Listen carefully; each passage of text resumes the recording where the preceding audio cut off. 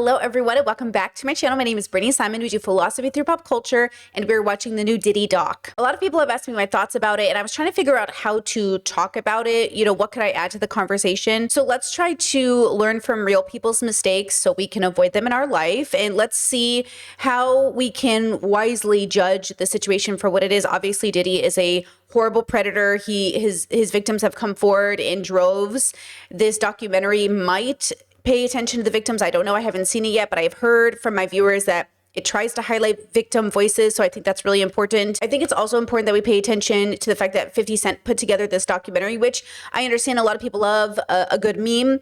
But 50 Cent also has a history of misogyny and treating women poorly. So I think it's important that we take that into consideration, that for my personal opinion, in my opinion, based off my own values, that I don't really trust any of these men. But I think that's because patriarchy is so deeply ingrained and it raised our boys and it raised our sons and our brothers. And so unless you had parents who were deconstructing patriarchy, they are going to be victims of not only patriarchy, but capitalism.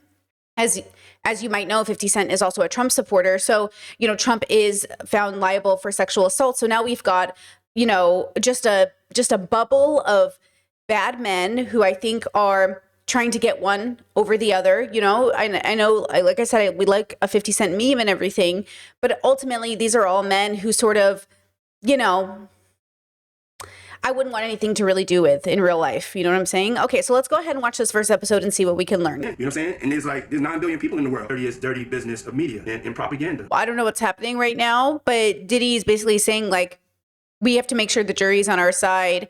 So we have to get the right news out there. And I guess he's expressing that, like, what if people only watch CNN? They'll never, you know, we won't be able to get to them. And now he's talking about working with the dirtiest people in media and propaganda. Seen the media portray me like I'm a gangster, I'm a cold individual, I'm just a shrewd businessman, which is just not the case. I mean, at the end of the day, the reason we say there are no ethical billionaires is because the things you would have to do in order to become that wealthy is, you know, always at the expense of others. And so regardless of how he views himself, and I really do believe philosophically evil people see themselves as heroes. It doesn't matter how he views himself.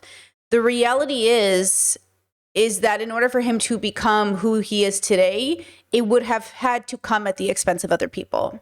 And therefore, he's a bad person, in my opinion. Closing my eyes and dreaming. I don't really deal with reality. You know, I think that you're a great guy, great role model. Yeah, and it's hard because you see all these old videos of people saying like, oh, you're a great role model. Oh, you're great for people. But, you know, they only know him in the context that they know him in. They don't know him in any other context. American dream come true. Thank you, America. We're not providing the audience with subtitles. Not invited you to this movie and you in this thing, you don't know what's going on. They did like a montage of Diddy through the years and celebrities loving him and all this positive feedback. And then boom, they switched to him beating up Cassie.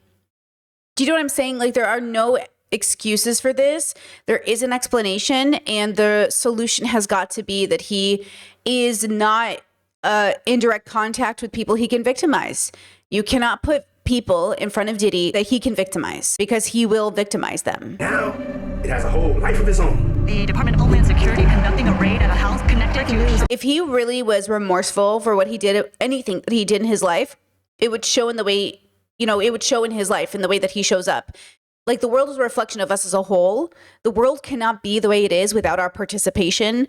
Diddy's life and the consequences of his actions could not exist without his participation.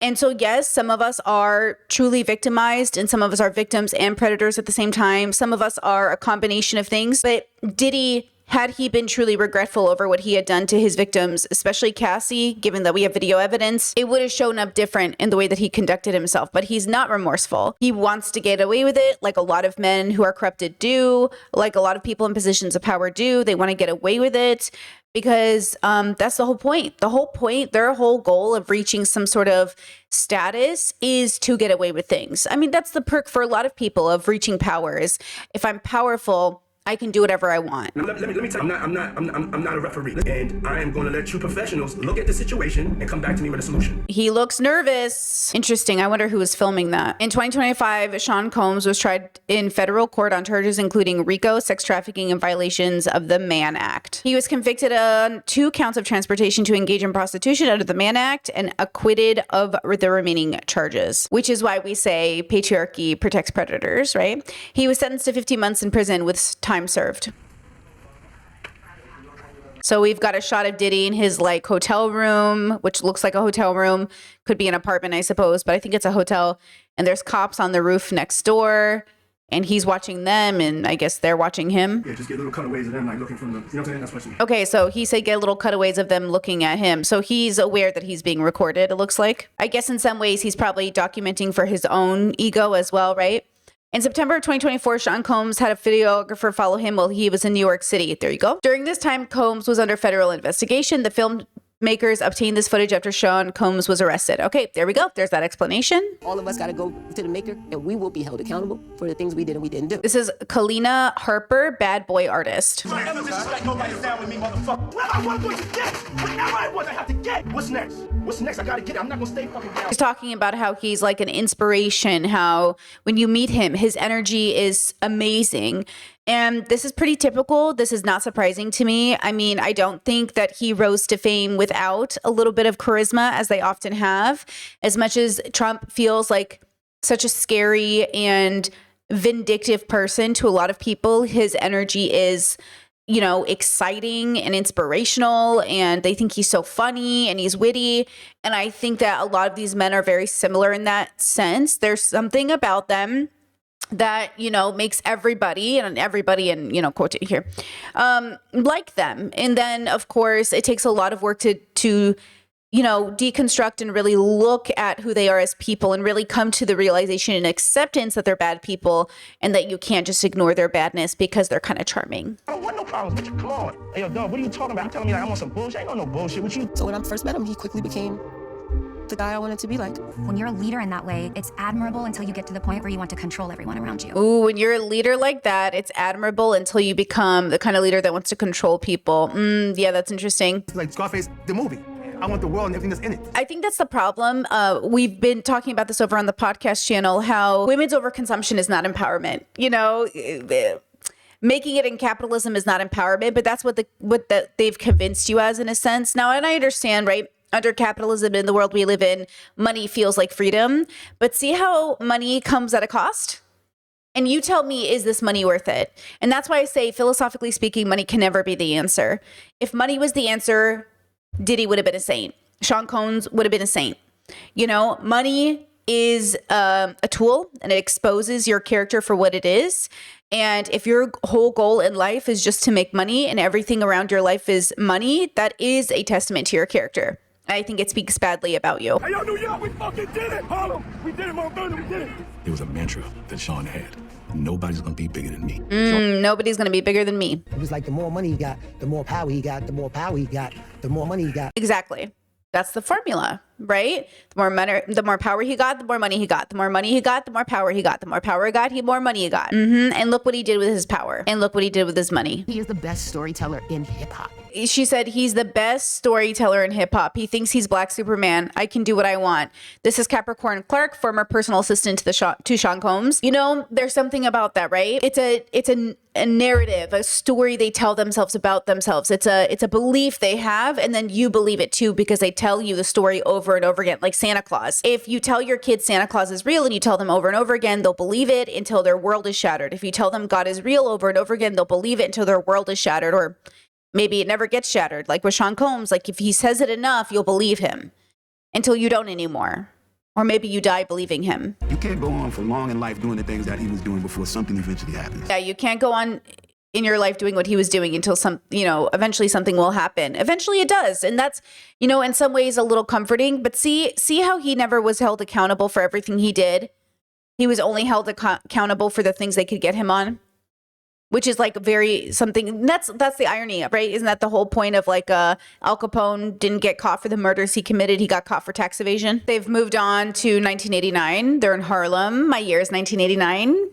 Thank you. I was there from the very beginning with the invention of Sean Combs. I co-founded. Ooh, I think that's important, like the invention of Sean Combs. I think we forget that a lot of these artists are invented brands. As much as we don't think that's true, we want a brand. Like we say we want authenticity, but authenticity is sometimes like kind of gross. It also reminds us of ourselves. Like we don't want our celebrities to be like us. We want our celebrities to be bigger than us so we can aspire to something, right?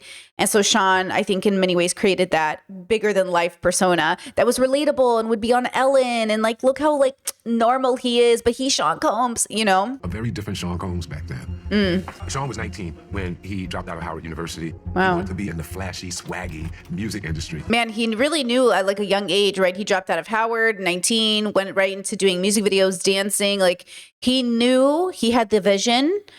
And, you know, like I say, you know, I do think, you know, your life is a reflection of what you put into it. And for those of us who don't seek fame, you know, it's very obvious why people who do seek it get it. I do think if you want to be famous, you can get famous. I don't think it's that hard to be famous.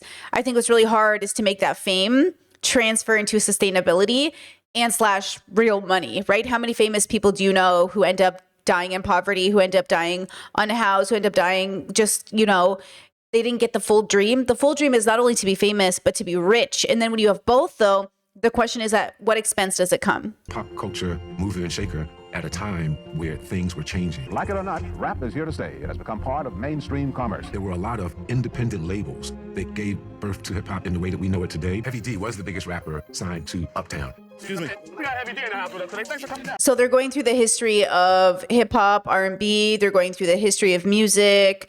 And honestly, what a great sound.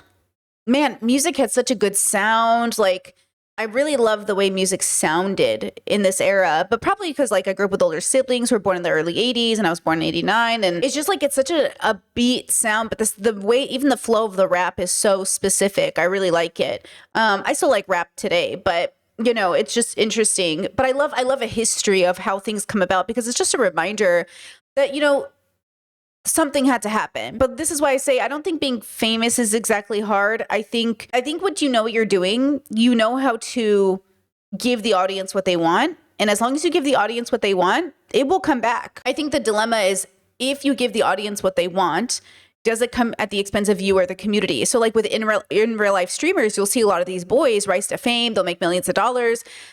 But it often comes at the expense of the community. They're harassing people on the street. They're, you know, getting involved with, you know, maybe SA cases. Like there's a lot of like consent violations, you know.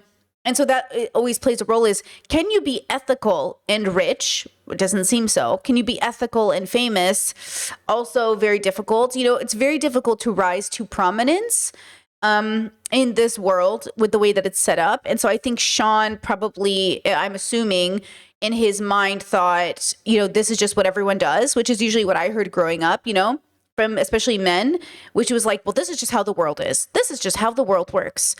But, you know, I think it's this way because we are this way. I don't think the world just is this way. I think we have an ability to have a deeper relationship with our biological experience, which means we could do more if we engage with that introspection, extrospection. If we don't engage with it, then sure, you're going to default to, you know, your biological default. But I think that because we're always biological creatures, no matter what, we never transcend our biology. We simply have a deeper relationship with it. And I think that a lot of people settle for the default, which I don't blame them for. I think that makes a lot of sense because of the way we're raised. And they aspire to riches and fame because they think that's the way out of it, versus I would say like meditation and philosophical work and all of the, you know, introspective work and therapy. That's the way to have a deeper relationship with your biological experience. And I think that's why people think freedom is money, because sure, like freedom feels like money when you can't pay for eggs, which we know is like, you know, what often motivates people to quote, you know, rise to the occasion is they have nothing and they want something, right? But I think, again, it comes down to your philosophical understanding as you go through this motion of going from nothing to something. What are you allowed to do in order to get that something? And I think for Sean Combs, it was just about everything. Like, I don't think there was anything off the table he wasn't willing to do to get that something. He would knock on Heavy D's door every day to see if Heavy would take him to meet Andre Harrell. The only entrance into hip-hop at that point was Andre Harrell and Russell Simmons. Sean had impressed Andre enough to give him an internship. Oh, interesting. So we got a little lore on, you know, networking and who's who and who do you know and how does that give you an opportunity? And yeah, none of these people could have known, right?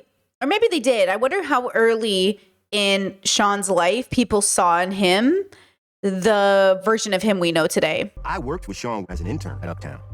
I'm laid out for you. I loved, you know, your mom's listening to that music and it's that sound and it's just like, oh, I love being a millennial. And girls loved him. Al was dating Kim Porter. Kim is at the receptionist desk. Oh, Kim Porter. Out the elevator, first person you see is Kim. And it was a beautiful sight. Ugh, wow. Everybody said that, you know what I mean? But when Sean saw Kim, it was different. She really was beautiful. And now Sean's always at the receptionist desk begging Kim for something. Be weary, be concerned about the man that catches your eye, and be concerned about the man who says you've caught his eye. Weird, it was weird in the air because everyone knew this was Al's girl. You know, Kim is dating LB, and Sean is making a move on him. And Sean's making a move on her. So already disrespect, lack of consent, lack of boundaries. And Sean was not really like the catch. He didn't drink alcohol. He forbade marijuana. He did not like drugs. He had the Gumby and he looked like a scholastic dweeb. But Sean was so determined. I bet I could get Kim. See, I bet I could get Kim. And it's like a competition. Like, could I get this girl? Could I steal this girl away from this man? All of that is patriarchy, even though people don't realize it. And even though, yes, like everything is a part of our biological experience. So when people say, oh, Brittany, that's just evolution. That's just like how we were created. Yes, we were created. Everything we're doing is our biological relationship with self. It doesn't mean you can't have a deeper relationship with that. It doesn't mean you can't say to yourself, even though I have the biological desire to take a piss right now, I'm not going to do it because I'm in church. You know what I mean? Like, just because you have an urge or a thought doesn't mean you have to act on it. When Sean wants something, he's gonna get it. When Sean wants something, he's gonna get it. Well, that's kind of the problem, isn't it? I got to Uptown a few months after Sean did, and I saw him being built into cool. We had to go through the Uptown flavor camp. The drive, the determination, I was ready to do whatever it took to win. So basically, it's just telling us the story about how Sean was willing to do anything to win. How even if he had to change his own, like the way he looked, they called it like a boot camp, transforming into the version of him that we know. And that's why I say to you, like, it's not authenticity that gets you there.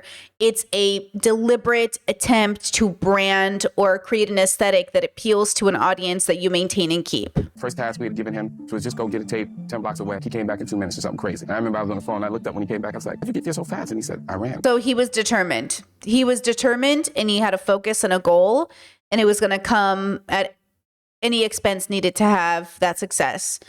I mean, it sounds inspirational, right? Like, your boss tells you to go do something and you do it in under 2 minutes and it feels like, oh, this guy's serious. And you say to yourself, like, that's who I want in my company.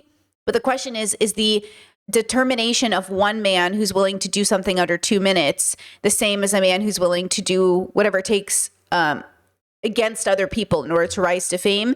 And these things can be, they can overlap or they can be different. I'm sure very good people who are very determined and disciplined, who are a person who can do a task in under 2 minutes aren't also and always people who will eventually beat up their girlfriend in a hotel lobby and then pay off the staff to hide the video. Andre is taking him under like a son. Andre is the very first patriarch he connected with. Sean grew up with the illusion of what masculinity looks like. Ooh, he's talking about how Sean had a mystery fight with his mom and then had moved in with Andre, that all of a sudden he's being raised by him and he's like, his example of what a man is and what a patriarch is. Yep. My family, we rented the first floor of Sean's house. I was my mom and dad's only child. So now Sean has somebody to brother up with. That is a cute picture, though. These sweet boys. I think this is why I want my work to be about preventative care, because, like, look at these kids. These kids with so much potential. You don't know who either of them are going to be. They could grow up to be the best people in the whole world, or they could grow up to be Sean Combs. And it's like, how do we prevent that? How do we prevent these little boys from growing up to become Sean Combs? But the difference in my household, my dad taught me right from wrong. There's always this conversation about the gender wars, whether or not boys need male role models. I think all of us need role models. I think myself, I definitely needed role models, but I think even kids have a moment where, regardless of how good your parents are, you do eventually see the flaws in your parents and you look at them and you realize, like, you're afraid of the world. Like, you're afraid of things. I can't have conversations with you. If you go to your father, who's this great masculine role model, and you can't talk about gay people or trans people without them being grossed out, like, how much of a man are you? And then what does it even mean to be a man? So that's why we deconstruct the idea of, like, oh, do we need good male role models? We need good role models, period. And we need adults in the room who can have conversations. And we need, we need this acceptance that your kids will hopefully outsmart and outgrow you without trying to humble your kids into their 40s, And, I guess with my background being a Syrian, there is the patriarch, okay? There is the grandpa who's the head of the family. There is an expectation of respect for him, which is fine. But I do think eventually, whether you're the patriarch or not, you eventually do become less intelligent in some aspects, less educated, let's say, than your grandkids. And you have to accept that. And then you have to sort of the old have to give to the young and the young have to give to the old. And then we have to keep each other in the loop because, eventually the old people, not only biologically does our IQ decline and we get old, right? Maybe experience dementia or Alzheimer's, but literally we just become out of touch. The world is too much to keep track of. And you need young people to tell you what's going on, right? It's not cute that as an older person, you don't know what kids are doing. I know you think it's stupid, kids with their 6, 7 and like their silly things, but that's you. You are doing the same thing every older generation does. It loses track of what kids are doing. It doesn't pay attention. It thinks it's so much smarter than the kids were, as if you weren't kids once. And by the way, there is a difference between adults who want to be with kids and adults who just want to learn what's up so they can keep track of things. You should always know what's up, but you shouldn't try to learn what's going on with young people to hang around young people like Diddy was with, these young artists he was taking under his wing. You don't want to do that. You don't want to try to manipulate young people by learning their lingo. You want to learn what young people are doing in order to humble yourself and stay in your wisdom, if you've even discovered your wisdom. So I think, this narrative of like kids need good role models is always going to be true. The gendered part of it, maybe, but who knows, right? I think more importantly is just values. We're not raised in the values we think we're raised with. Even our parents who claim to have strong values in religion or something, I mean, how strong are your values really if predators are invited to the table? I think I do get tired of the narrative that if Sean just had a father or if someone just had a father, that's not going to fix it because lots of us have fathers and we still got problems. So it can't just be simply that you had a father. But yes, it does bode well if your parents are together, regardless of gender. Sure. You know what I mean? Ladies and gentlemen, I would like to introduce my mother, Janice Combs. Support your family. Worked at the United Cerebral Palsy, the Board of Ed in Westchester County. I drive the school bus, baby's boutique shop, and he never knew this. I worked in the after-hour spot too. So people love this story, right? This is the American story. I came from nothing into something. This is the dream we're all sold, coming from an immigrant background. It was the story my parents sold to me. We came from Iraq. We're immigrants. We made something of ourselves. You have to make something of yourself.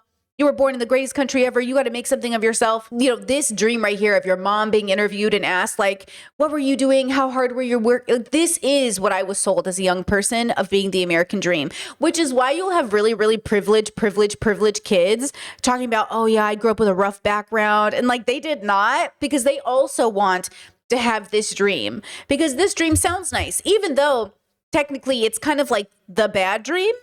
Like our kids shouldn't be born into a place where they have to get out and fight for their life. But yet that's the dream that's sold to us as the American dream, which is some testament to how corrupt America is, that it's convinced us that the American dream is living in poverty or your parents having to work 4 jobs in order to make it out. And then what happens to all the families who don't make it out? So if you're the exception and you're the American dream and the exception, then what happens to everybody else who's left behind? There was Janice and there was Sean. My father's name is Melvin Combs. Didn't get a chance to get to know him. I was too young. My father got his brains blown out like on Central Park West. I did the research. It was like a sigh of relief, you know what I'm saying? So I finally knew that what I was feeling was true. You know what I'm saying? That I was the son of a hustler or a gangster. Oh, his dad was shot. And he says, I thought I was the son of a hustler and a gangster. So maybe he recreated his whole life after his father? Melvin's presence was there. His money was there. And I understood that Melvin made a lot of things possible. But Sean's mom was his everything. If you look at some of the early pictures that Janice has of Sean, she was always making him into something. The hats, fur coats. I think she tried to overcompensate. Here we are in this brand new Cadillac, because that's all Janet drove.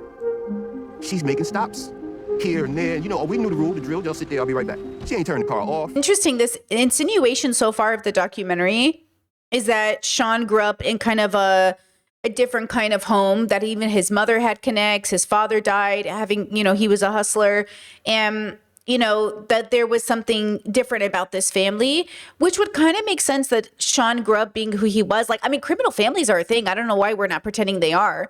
What do you think all these billionaire families are? That's why people don't like billionaires, because they feel like they're criminal families. Because, like, how else did you rise to this fame, right? In Sean's household, you start to see all the stuff that you saw in the movies. So basically, they're talking about the romanticization of hustler culture and how they would watch it as kids with Sean Combs, and then you would see it manifest in his real life. I mean, media impacts families, right? What you see, what you internalize can be reflected in your life, right? And I remember going through like a Mario Puzo phase. I was talking about this with The Godfather. Like, there is a phase that somehow Americans have with like cowboys and gangsters and like mafia. We romanticize the idea of feeling free, doing what we want, making our money, showing up, driving nice cars, having guns. Like, that's so American coded. So I'm not surprised that this was his life. It just feels very American to me. You got ladies that look like they're straight out of a Jet magazine. If you want to call them pimps, you can. If you want to call them hustlers, you can. And all of this stuff he's taking in. Okay, so he's basically saying like they grew up with Sean's mom throwing parties. Some famous people were there. The kids were there. There was no line between kids and adult activity, which is why one of the most interesting things to happen now, especially coming from a mid-millennial perspective, is the separation between children and adults. The Gen Z generation and young millennials are going the hardest on this, which I'm so proud of them for. And a lot of millennials are trying to break this generational curse, which is to please separate children from adults, but not the way conservatives do. So Republicans and conservatives will say, let kids be kids and don't let them be trans or gay, but let them also watch violent films and, value XYZ. Like, it's so funny that Republicans are so anti-rap music because it's violent, but will let you watch Braveheart and Tombstone. It's like, this is still violence. It's just like, oh, the violence is acceptable now. It's like, oh, we hate black gangsters, but Italian ones, very cool. And that's the irony of living in America and living between these worlds of white and black, conservative, not conservative, immigrant, not immigrant, is the story we tell our children, the aspirations we feed our kids. Well, they will manifest into, reality through their adult years. Well, assuming they take it upon themselves to make it their dream, like it looks like Sean Combs did, right? And that's the thing that's so interesting, I guess, about being an adult in the world is like, when are we all going to grow up and realize that we're all just like a manifestation of our teen years brought into reality through media, and then understanding that like we did this to ourselves. Like, we are victims of many things, the system, white supremacy, homophobia, transphobia, all the things.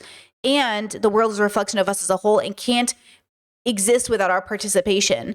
And I think a big part of it is because we know we live under systems of oppression, but we think our way out of those systems of oppression is through gangster activity or through some form of rebellion, but we don't know in which way to make this rebellion healthy.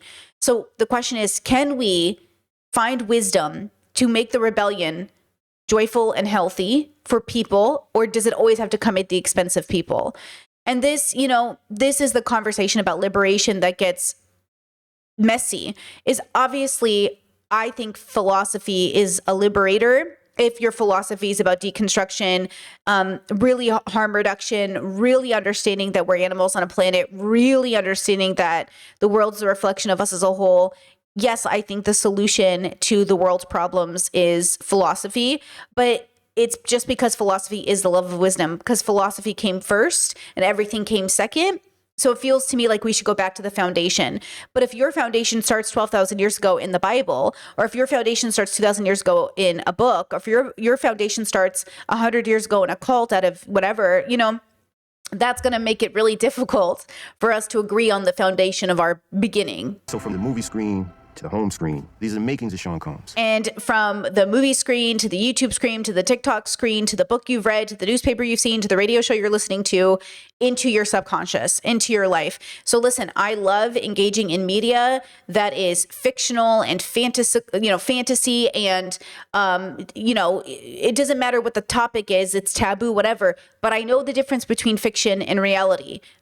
But do you? And did I always? No, like I had to learn. I had to grow out of romanticizing toxic relationships in books and in media and realize like, oh, they're toxic. You know, The Notebook is a toxic relationship, but we romanticize it as like one of the greatest love stories, right? But it's a literally abusive, toxic relationship. There's infidelity, there's fighting, there's physical violence. Like, I don't know why we're romanticizing this relationship, but yet we do, right? So yes, it even took me, because I'm no different than anybody else, time to deconstruct and pull apart and understand and come away with, oh, like this isn't actually the goal. Yes, the movie is nice, and yes, we like the story, and yes, we all cried at the end, but this isn't actually the goal. So the difference between, I think, that and what other people do is the extrospection.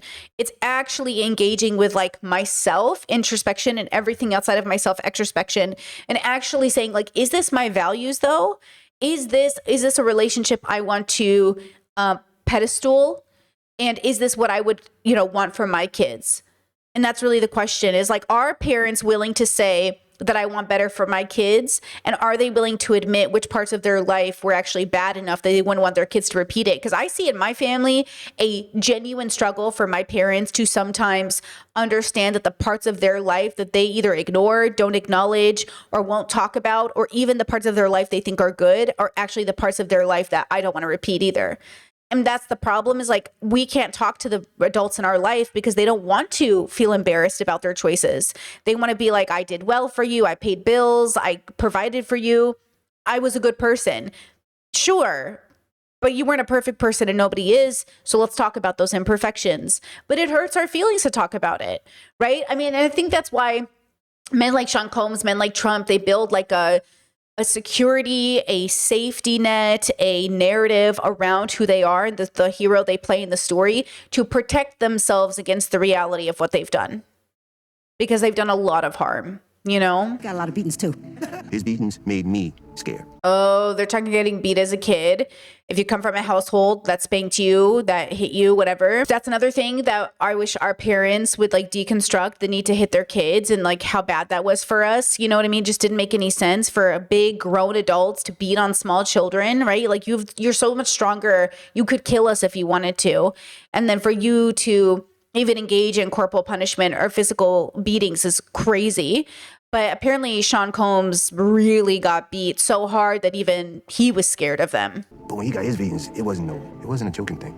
Damn, I hate thinking about that, man. That's the thing though I don't think parents pay attention to, is like eventually your kid turns around and looks at you and either becomes you or looks at you and realizes you are kind of a monster. Sean started fighting. He started stepping up. But Sean don't fight like this. Sean's gonna bite you. He's gonna eat your ear off. So he wasn't an honorable fighter. He was win at any cost kind of fighter. Different kinds of fighters. I know people are shaped by pain as well as by love. Yeah. And if it was more pain than love, watch out. That's really good. Oh, I like that. That's okay. I often talk in my work about medium traumatized, extremely traumatized, like, barely traumatized. We're all dysfunctional. We are all born into dysfunction, but like, are you medium traumatized, medium dysfunctional? Are you okay? I was like medium traumatized, dysfunctional, which means like there was more love than there was pain, but there was just enough pain to cause issues, long-term, issues, right? So it is interesting. And I think it sounds like he comes from like an extremely dysfunctional, extremely abusive home, which is really, really hard. It's so much more. You have to claw your way out so much harder. Like imagine a kid. And that's who I feel the worst for is his kid self, of course. I always do.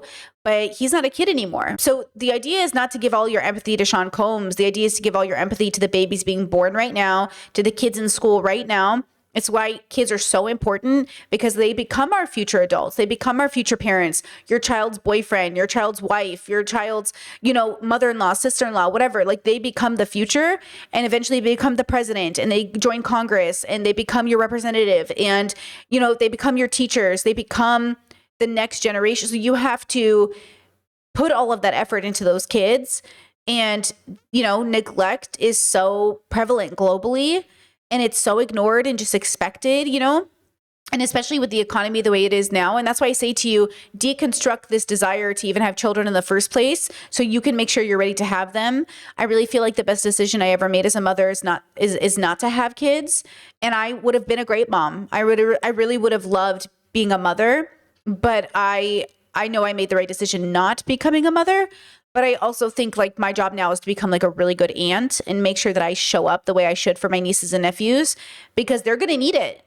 I already see the way they're being raised, which is basically, you know, more good than bad, but the parts of their family that will be burdened by those generational curses that were not broken, that generational trauma that wasn't broken, it will manifest in those kids, because that's how it works. None of us are exempt. You can't come from a really, you know, dysfunctional or even somewhat dysfunctional background and expect you to heal all of that before you have kids. It's not going to happen. And so you're going to have to contend with the reality that your kids will suffer from some part of you that was unhealed. And then, you know, we'll have to teach those kids how to deconstruct on their own. And then eventually maybe the curse will stop or the generational trauma will be broken. But it's certainly not going to happen in one generation, right? Janice Combs was contacted for comment regarding allegation that she physically harmed Sean Combs. She did not respond to our request. I'm having an after party at Andre Harrell's house. Andre Harrell wasn't there. He was out of town. Remember, at the end of the night, I was helping clean up the mud. Puffy is like very polite, you know, and thanking me for helping him. Was there ever a time that Sean Combs sexually assaulted you? Yes. This is Joy Dickerson Neal, and she's going to be one of the first victims we hear from. So basically, we've learned that they did some parties together. She was a part of the business, but behind the scenes. I asked her to come to a party. They were in a music video, or she was in a music video with him. And basically now she's going to share her story. Someone called me up and told me that, you know, he has, you know, video. And I was like, what? What? Oh, no. Okay. And that's when he described it and explained it. In November of 2023, Joy sued Sean Combs under the New York State Adult Survivors Act. Her lawsuit, which alleges she was drugged and assaulted by Combs in 1991, was one of the first among the more than 100 civil cases filed against Combs. This thing was incredibly devastating to my family. Oh, wow. So she's saying her mom was a social worker. They didn't have money. What they had was their dignity. She was drugged and recorded without her knowledge or consent, sounds like. Her mother even wrote a letter to the Combs family, to the parents, and she's going to read it for us. One weekend while visiting my daughter, I awoke to her screaming in the middle of the night. I was shocked and mortified to hear her story. She told me that several people have come to her to inform her that your son has made an obscene videotape of her without her knowledge. You know, her mother's writing this letter and she's saying that allegedly Combs is showing these videos at parties to people. So now we have Combs who's, you know, recording people pretty young. I mean, this is over in the 90s, early 90s, recording people and sharing the videos. And, you know, this reminds me of that really disgusting storyline in Sex and the City. Do you guys remember this storyline where Carrie's friends with this guy who records women when they have sex together and then shows them to Carrie and shows them, you know, he like, you think about it and like that's disgusting. Like, it is disgusting to record people without their consent, and even worse to show people. And so this isn't abnormal. This is something that was used in a storyline in Sex and the City as something so normal and, you know, interesting and sexually wild and something you should want even. And then later in the story, Samantha goes and has sex with him and on purpose asks if he can record her, you know, as if it's normal and good, as if her consenting to it was the consent that other women had, which they didn't. So like Diddy is not the first man to normalize recording people and showing it to people. It's in our TV shows, which goes back to media and how media influences us and convinces us that this is normal. You know, Sex and the City was another one. I loved watching that show. I used to have like the DVD box set. And that's another show that I had to deconstruct over the years and say, like, why did I ever think this was healthy? And I still love that show as a show, but the characters are pretty unethical. There's a lot to be discussed about the goodness of people, right? I realize that this may be hard for you to believe, but if I hadn't heard this story from my daughter's own mouth and looked into her eyes, I would have scarcely believed that any individual would compromise another person's dignity in this manner. First of all, I just want to say that her mother is so amazing, because lots of parents wouldn't even be able to do this. And I am just so impressed and wowed by that. For a lot of us, our parents don't even think to ask follow-up questions. For a lot of us, our parents don't even take time out of their day to really see how we feel or how we're doing in regards to assault. So I'm just so impressed with her mother, because it really seems like she made an effort, and I appreciate that. Alpo Martinez, drug lord, famous Harlem street tough guy. Alpo had a lot of girls, and He would tape girls that he was having sex with. Men are so gross. Men as a system, disgusting. Patriarchy is disgusting. That women are objects for men's pleasure. So basically, there was a gangster that I guess Puff was inspired by. That's what the documentary so far is alleging. And he would also record women and put it up on a wall. And people would say, oh my gosh, that's so-and-so's girl. Like, I know who that is. And this is the belief that men are allowed to use women as status symbols, as objects, and as ways to prove their manliness. And this is the irony of men saying like, oh, women want to be pretty for men. Like men, they'll say men, patriarchy is not real, Brittany. Men do this for women. Men don't do this for women. Women uphold the patriarchy by thinking that the goal is to have a rich man or to have stability, but that's been ingrained in us through patriarchy, through this system of believing that this is worth it, right? Joy, the victim, said that when she went to people for help, people would say like, well, if I help you, I'm not going to get into his parties. That is bullshit. But that is why I say people don't have values. People don't have morals and ethics that I think are good. Their value is money, or their value is status, or their value is fame, but their values come at the expense of others. Your values are the foundation in which you build your ethics and your morals. Your morals, what you think is right and wrong, your ethics on how you think society should act and how it impacts the world around us, right? So again, when we have these conversations, it's so clear to me that these little boys are being raised with this idea that the man matters, and men as a system, men hold power through what they own, whether it's people or houses, is what they own, what they have power and possession over. The way a man can look at another man and say, give me your woman for the night, that is a show of power, right? And that's the point that comes from patriarchy.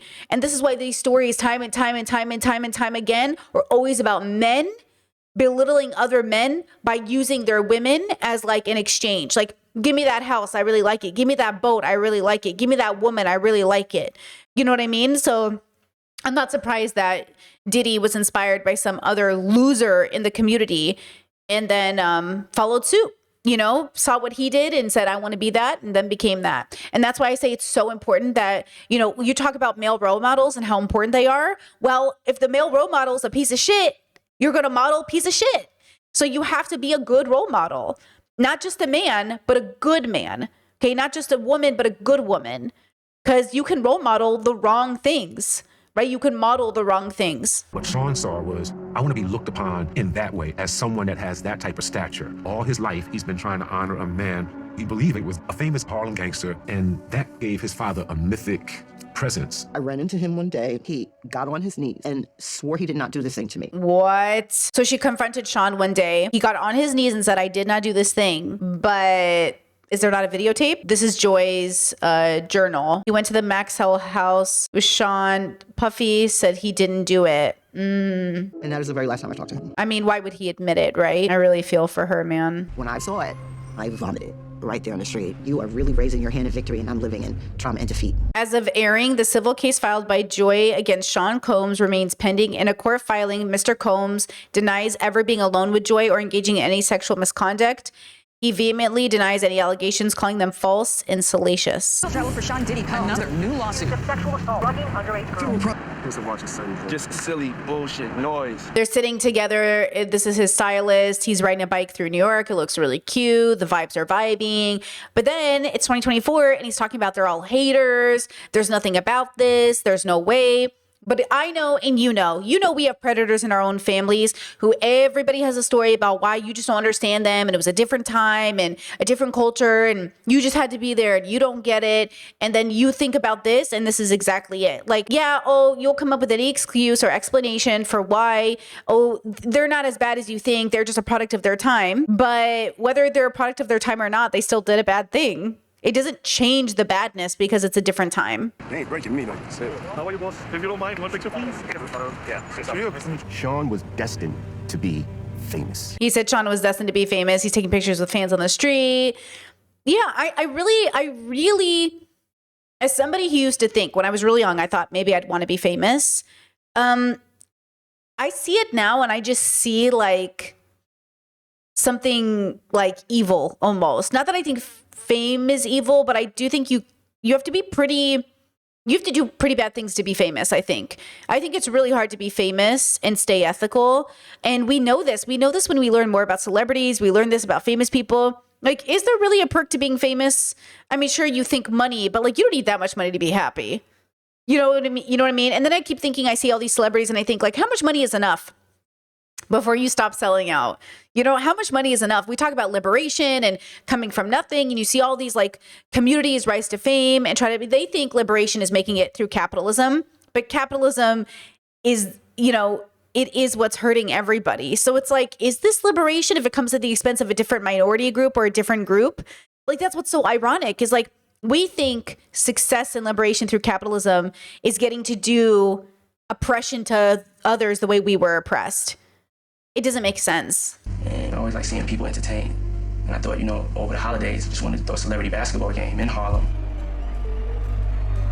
That was at the game. I was on the floor. All of us was there. Every rapper in New York, right? There were lines and lines around the campus to get in. There's no more room, but everyone still wants to come. It was crushing people down at the bottom of the stairs. We were on the court, warming up to play, and then Dougie Fresh grabbed the mic and said, there's people that are dead. Oh, wow. Okay, hold on. So basically, when they were young, Sean hosted an event that was going to be a celebrity basketball game, and he overpromoted. Too many people showed up. There was a stampede. You guys know how I feel about crowds of people. I'm so intimidated by crowds of people because people die. Like, people panic. Like, this is why I say, like, we really are just like evolved animals over time. Like, human beings think they're so good and they have free will and they're engaging in some sort of like wisdom, but like, we run each other over a lot. This happens so much more often than it should, that we stampede over each other, and it's so devastating. But it's like, it's very Lion King. You know what I'm saying? Like, it feels very much, that's why when I see a crowd of people, I'm like, because I know what crowds of people become. You know, I've been in enough protests in my life, which actually, to be fair, I think I felt some of the safest moments of my life more or less like with community that was there for the right reason, rather than community that was there for fame or celebrity seeking. Because like, this is the kind of thing that can feel really intimidating, is when people want to grab you or touch you, versus at a protest, you're there in solidarity. You know, you're all there for the same reason. For something like this, people wanted to rush in to like meet the celebrities, to be present. And somebody said in the interview that if this event had gone correctly, it would have been like one of the greatest of all time. I believe that. I've never heard of this. I don't know this part of history, but I kept thinking to myself, like, yeah, if this had turned out correctly, it would have gone down in history as like one of the coolest celebrity events. But now over 9 people are dead because people were being crushed by other human bodies, all because they wanted to get into a building with celebrities. Jesus Christ. That's why I say, like, the world can't be what it is without our participation. We are all participating in the product that is the world. One of the unanswered questions remains, who's to blame for the stampede that killed 9 people? Honestly, if I'm going to be really honest about who's to blame, first of all, organizers could have done better by just like not allowing people in, period. And 2, the reality is, like, philosophically us, because why in the world would you bum rush a door? Like, what part of your brain goes, oh yeah, this is a good idea? The part of your brain that's probably excited, wants to be a part of history, wants to be there. Well, congratulations, you're a part of history now. Just not the good one. You know what I mean? And like, that's what's so scary. Same with being famous. Oh, you want to be famous? Are you going to be part of the history of the good famous person or the bad one? Because I'm not sure there's many good ones. My dream for this evening was to bring a positive program to my people. It was the biggest news ever. That's how he got super famous. Oh, this is how he got famous. Oh, I didn't know that. Okay. Because he's taking on a big burden. He's a young kid. He's showing up. He's doing these parties.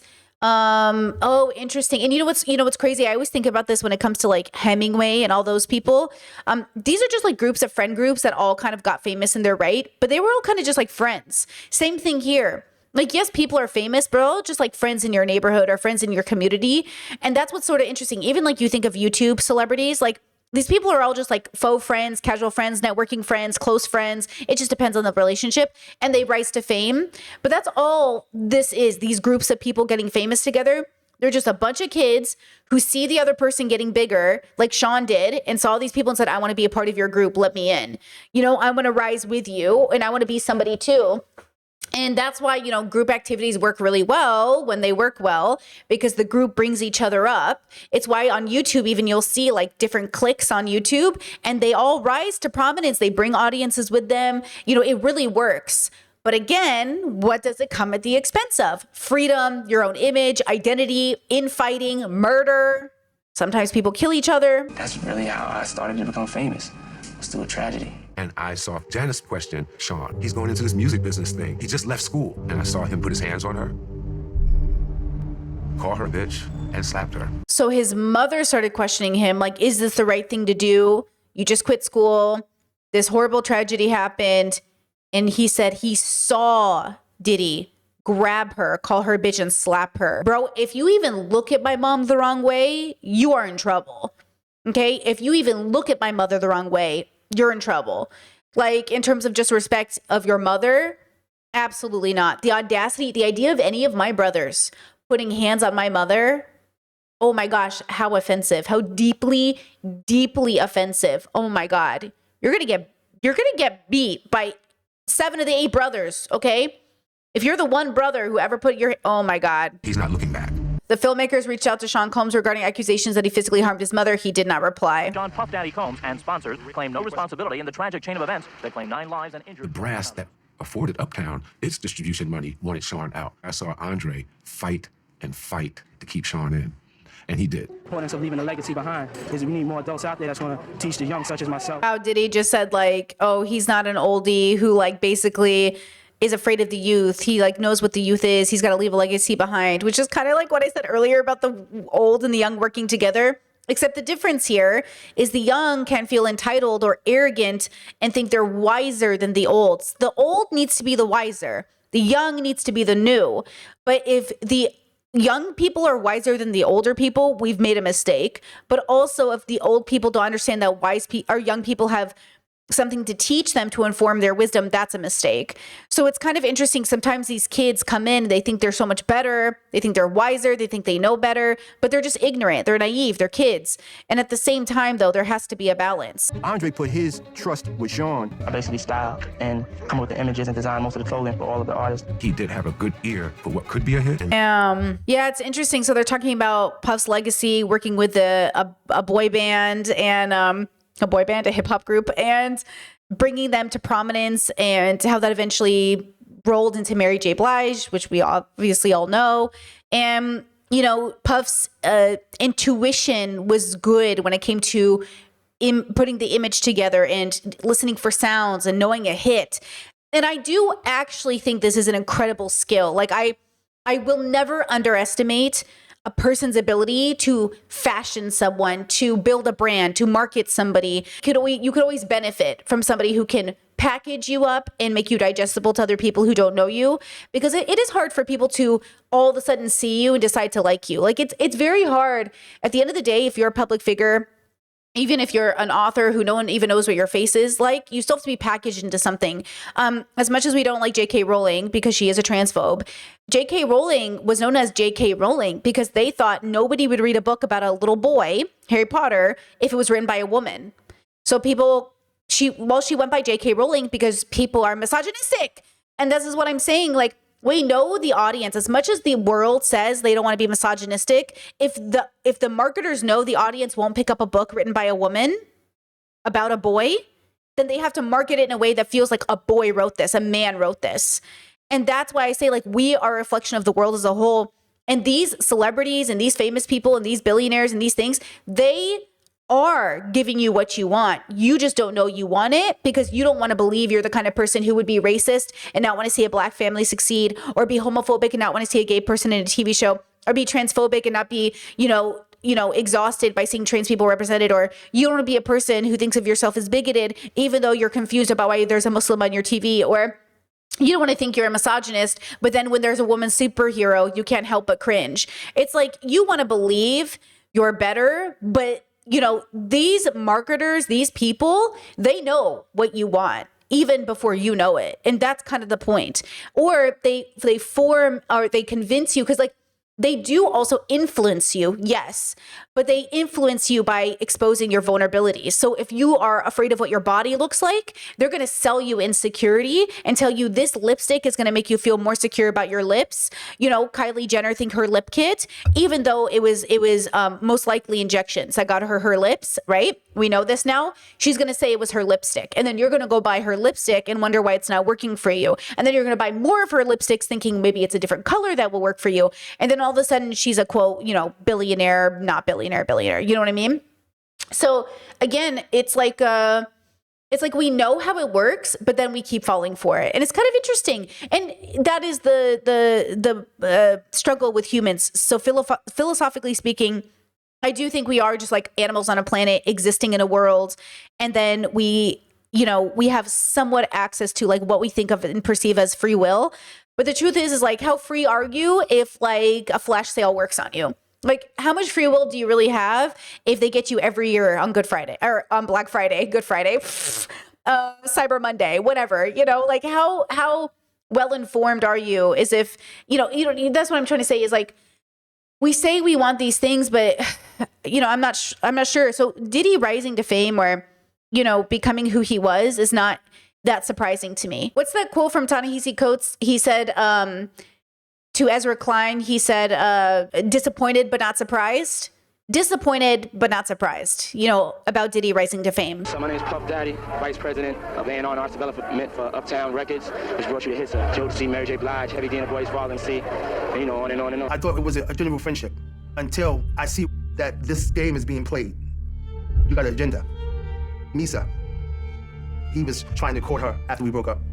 Oh, so now men are starting to tell stories about how, you know, you think you're in an organic relationship with Sean, but then you realize like, oh, he's only interested in your friendship for networking, business, or women. And Sean has a way about when he gets you, he got you. He got you.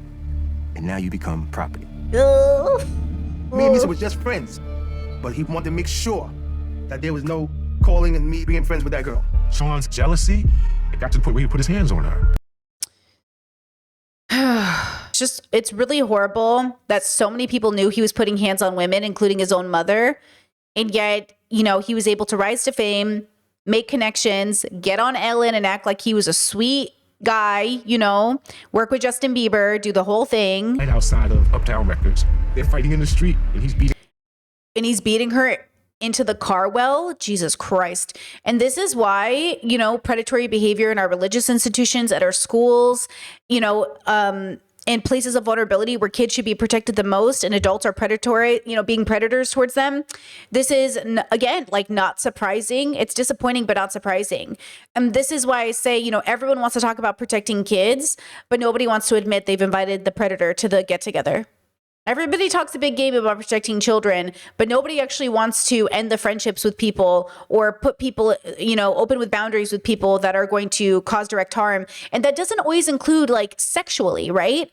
You can hurt kids in more ways than just sexual. She's on the ground.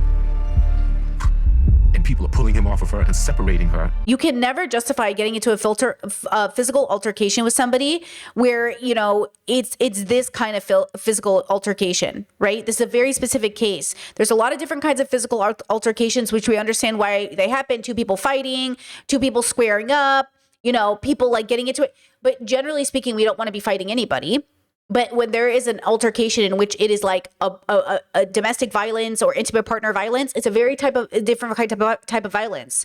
You know, it's very specific. But again, we always want to harm reduce. We want to be as less violent in our life as possible, right? We want to mitigate any of the unnecessary harm or forms of violence in our life as much as possible. A year or two later, they're still together, and Justin is born. Oh my God! What? I didn't know they had a baby together. I don't know anything about Diddy's life, to be honest. Oh, Babino. I mean, he does have all those kids. It makes sense. Oh, baby. He invited me to be the godfather of his first son. I was able to push that in the back of my mind and say that was a really bad moment, but he was weak.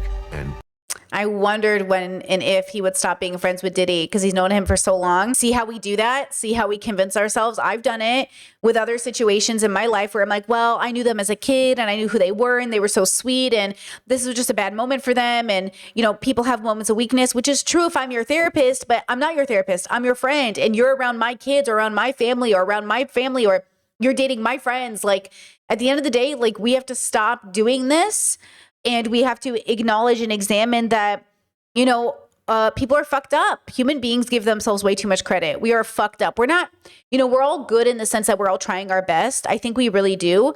But I think being good isn't enough. You have to be less bad every day. Stop trying to be a good person. It isn't working. Be a little less bad every day. Does that make me part of a Sean Combs cult? Maybe so. I may have been the first disciple, believer. Wow. I appreciate the kind of sense of accountability there, a little bit of awareness to say, was I a part of this cult? Maybe, like I was there. But that's the thing is like, I think for a lot of us, it takes a lot of strength to realize our loved ones are philosophically evil to such a point that you have to make a stand.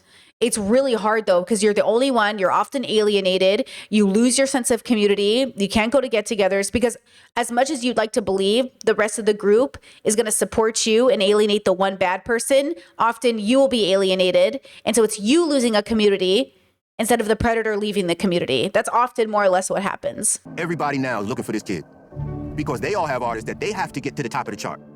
What does that do to a person? Do you think I'm still gonna be like, yes ma'am, no ma'am, thank you very much? He became too big for Uptown Records. I'm gonna be so drunk and high by Wednesday, 8 o'clock. I'm not really gonna give a fuck. But I give a fuck. There started to be some dissension between Andre and Puff.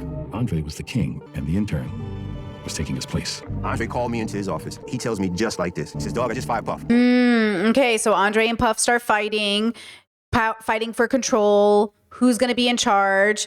He fires Puff. He's getting too big for his britches. He wants to take over. And Andre says, I don't think so. And then Sean called me. And he said, yo, I'm about to do my thing, dog.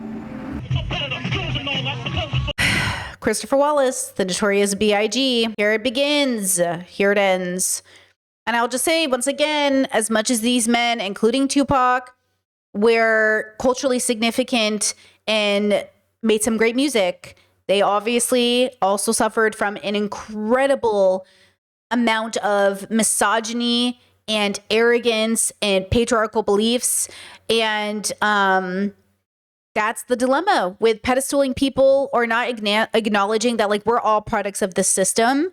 And so, you know, you have to be aware of that. You have to be aware of, you know, great artists. You know, this is the whole conversation about separating the art from the artist. I think we should be talking about whether or not we should be putting people on pedestals. Puff was like, yo, I'm looking for some hardcore artists.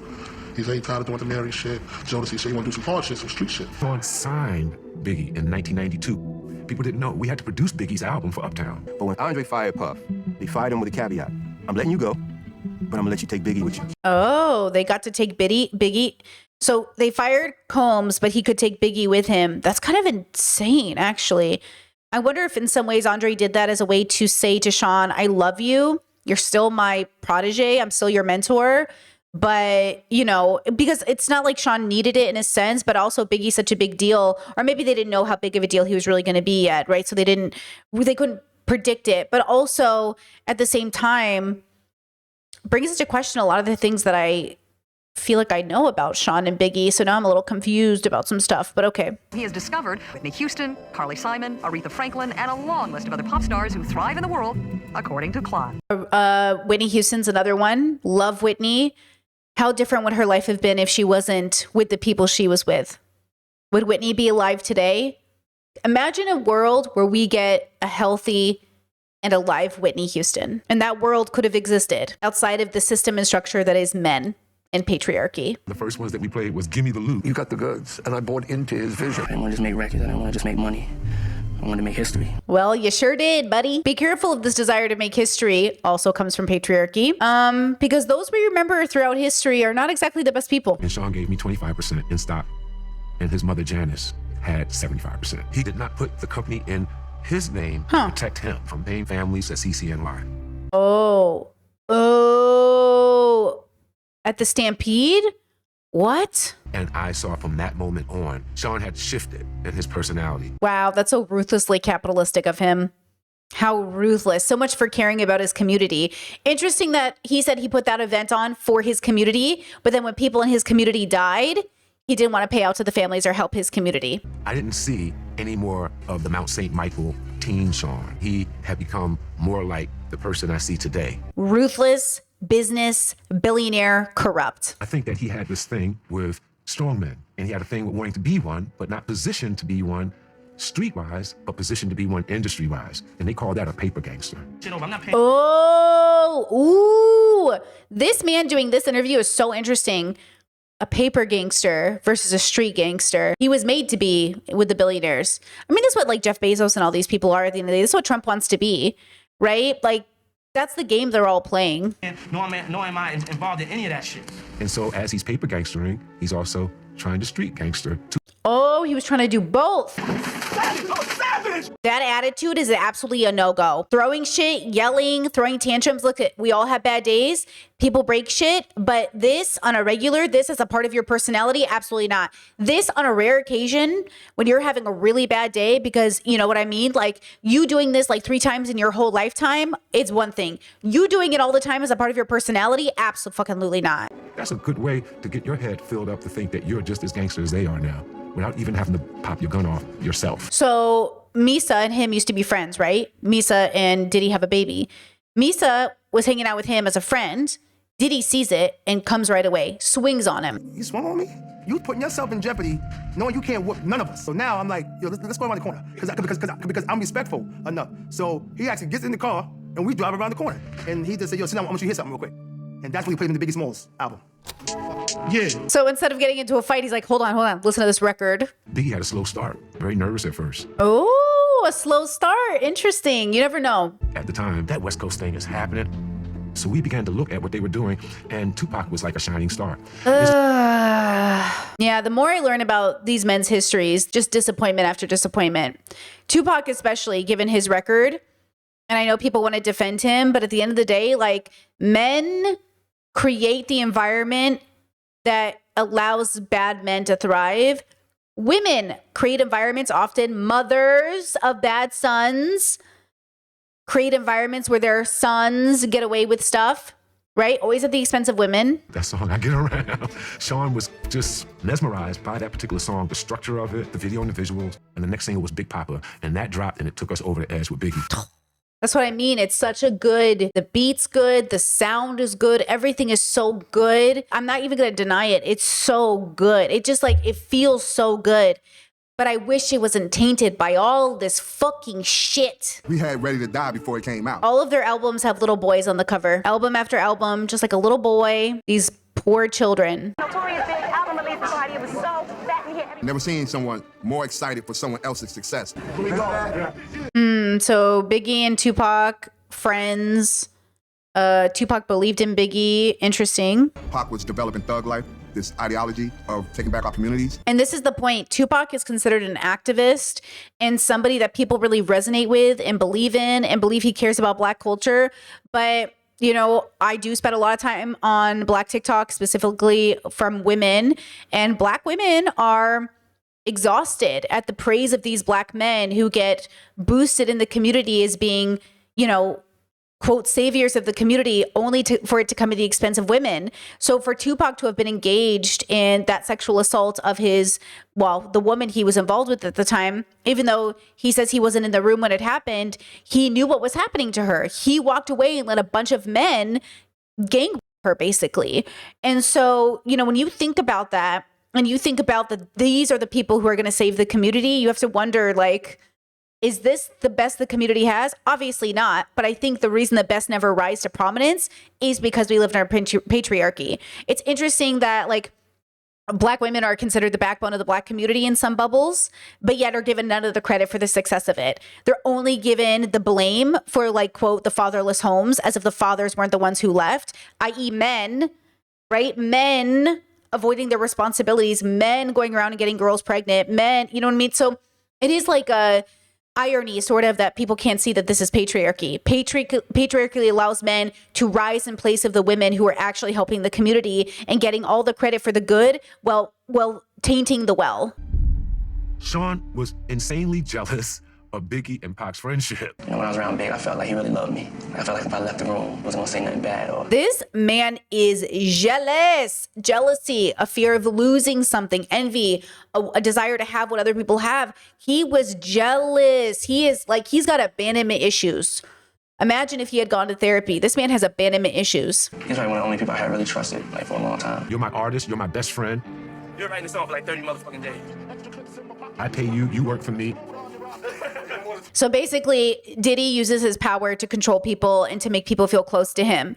That he is the epitome of like a child who never got the love he needed. And so to guarantee people will stay with him, he forces their hand through money, imprisonment, so on and so forth. Like he's so boring. He's so basic. Literally so basic. That's such a basic story. That's like that's such a stereotype of a bad guy. Oh, I didn't get the love I needed, so I'm gonna like force people to love me. Girl. And who is this guy? Why do we need him in the picture? Guess who gonna win? Tupac was a very likable person. All the women loved him. Being a rapper, being a movie star for Sean, being a marketer, you're a manipulator. Envy for people who have success, fame, with no manipulation. So basically they're building up the narrative that leads to Tupac's death. And they're saying that Diddy was very jealous, that he didn't see why we needed Tupac, that, people, and I get it. I mean, just looking at them, you know what I mean? Like they explain Diddy as like kind of a nerd.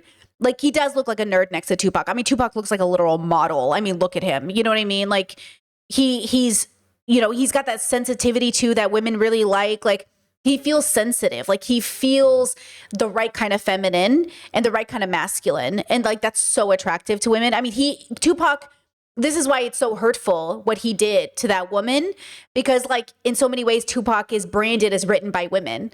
And then you find out like, oh, he's gross. Like he's just like the rest of them at the end of the day. And Diddy is not. Diddy is not written by women. Diddy is written by men. And I can see, why women were infatuated by him, but I can also see why he would have been threatened by Tupac. Do you know who was responsible for the killing of Tupac Shakur? No, I don't. I think that Sean now, in my mature mind, had a lot to do with the death of Tupac. Sean Combs has repeatedly and forcefully denied any involvement in the death of Tupac Shakur. He has never been charged with any crime in connection to the case. In 2025, Sean Combs was tried in federal court on charges including RICO, sex trafficking, and violations of the Mann Act. He was convicted on 2 counts of transportation to engage in prostitution under the Mann Act and acquitted of the remaining charges. He was sentenced to 50 months in prison with time served. And that's the end of part 1. So what did we learn? We learned that it's not hard becoming famous, but it is difficult to become famous and stay ethical, stay thoughtful, stay moral, stay good. Like I said, values are not morals. Values are what you value. They're the foundation of how you build your morals. I value money, therefore I don't think it's immoral to come into money unethically, right? That's Diddy's thought process. I value power, so I don't think it's immoral to gain power at the expense of minorities, right? Okay, Diddy.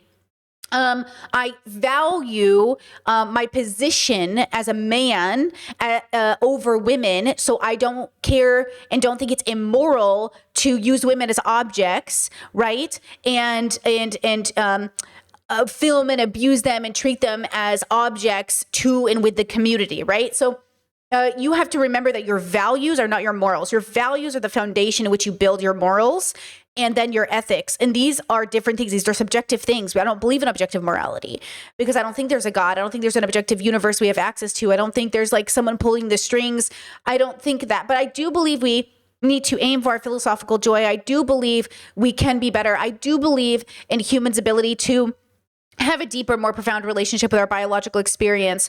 And I do believe that though we have a limited relationship with free will, we can have a deeper relationship with it if we introspect, extrospect. So it might be too late for Diddy, but it's not too late for all of those kids being born today, all of those 10-year-old boys who need guidance, all of those 10-year-old girls who need guidance, all of those 10-year-old they-thems who need guidance. Like it is not too late to do work to help our communities, even if it's too late for some of the older people in our communities, right? It is what it is. They made their bed. It is what it is. So again, we want to do preventative care, and we want to remember that none of our communities, even our quote liberators, especially maybe our quote liberators or people who pretend to be liberators, they are not without fault. And so we have to make sure that we hold them to account. With that said, thank you for being here. I really do appreciate it. Please like, subscribe, and I will see you guys for the next one. Bye-bye.